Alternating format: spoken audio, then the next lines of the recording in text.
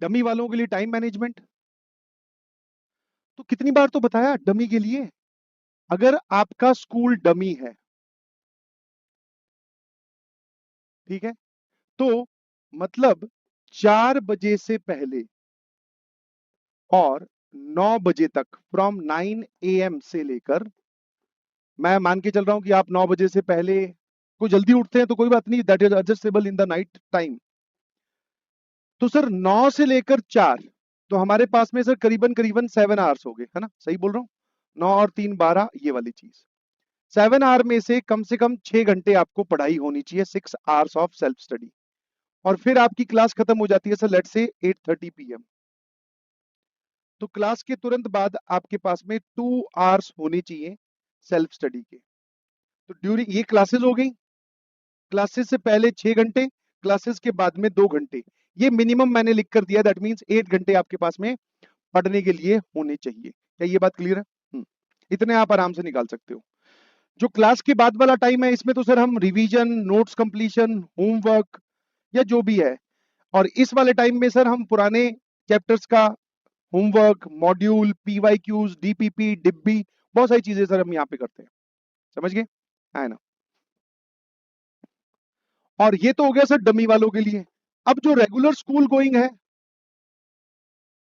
Regular school going है, ठीक है, तो मैं ऐसा मान के चल रहा हूं कि आप लोग 2:30 पर स्कूल से आते होंगे, ठीक है, या 3 बजे भी कोई आता होगा। तो मैं सुबह वाला सारा टाइम 7 बजे से लेकर 2:30 वाला स्कूल लिख दे रहा हूं। फिर क्लासेस के बीच में सर हमारे पास में 1 hour 30 minutes बचे, 1 hour 30 minutes। इसमें से आप हो सकता है 1 hour रेस्ट करो या 45 minutes रेस्ट, और बाकी बचा हुआ टाइम आप रिवीजन में दे दो, ठीक है, रेस्ट भी जरूरी है भाई। उसके बाद में सर आपकी भी क्लासेस चलेंगी, सेम वही 8:30 PM तक। तो तुम थोड़ा सा रात को ज्यादा, यहां पर तुम 3 घंटे अपनी सेल्फ स्टडी निकालो, ठीक है, सेल्फ स्टडी 3 घंटे यहाँ, और इस स्कूल वाले टाइम और मॉर्निंग में लेकर इस पूरे में मिलाकर आप 2 घंटे यहाँ निकालो, ठीक है। इसके बाद में आप क्या करो कि sir Monday, Tuesday, Wednesday, Thursday, Friday, Saturday और संडे, एक संडे हो गया और एक सैटरडे हो गया, या वीक में से कोई भी एक दिन, जिस दिन आप स्कूल से क्या ले लो, लीव ले लो।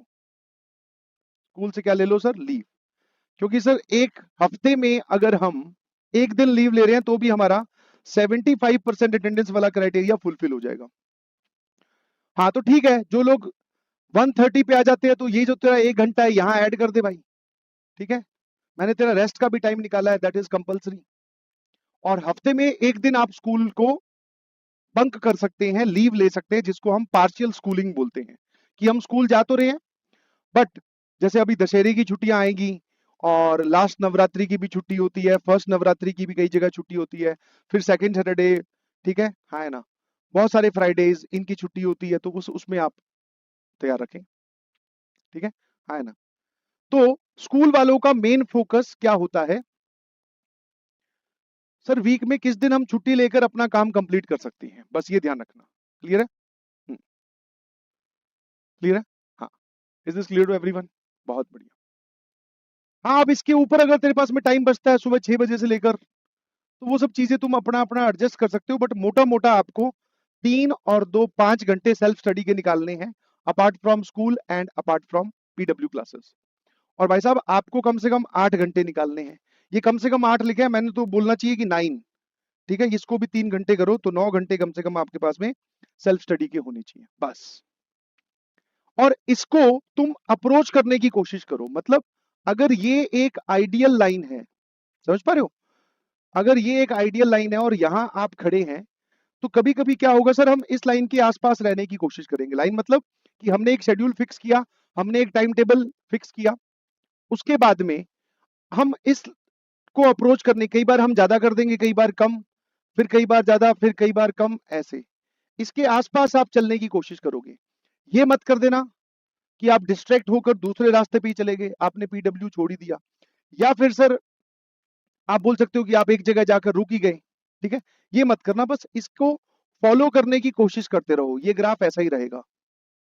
कभी डिस्ट्रैक्शन ज्यादा होंगी या फिर आपने टाइम वेस्ट ज्यादा कर दिया तो किसी दिन आपने उसको यूटिलाइज कर लिया या कंपनसेट कर दिया, यहाँ पर टाइम ज्यादा बढ़ाकर अपनी, ठीक है ना?